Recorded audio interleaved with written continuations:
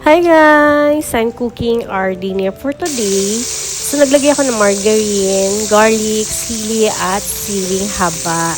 Wala akong butter, so margarine na lang. At yan, nilagay ko yung shrimp. Good for 2 person kasi dalawa lang kami ng anak ko. At naglagay ako ng magic syrup always. Kasi ang magic syrup ay nagpapasarap ng ating ulam. So naglagay ako ng konting pamintang durog. Ayan. At isang kutsaritang sugar para less tayo sa alat. At ating i-mix lahat ng ating ingredients para naman masarap at malasa ang ating food. At naglagay ako ng oyster sauce at UFC tamis ahang ketchup. Ayan. Ating i-mix ito lahat para naman syempre masarap ang ating pagluluto galing sa ating puso.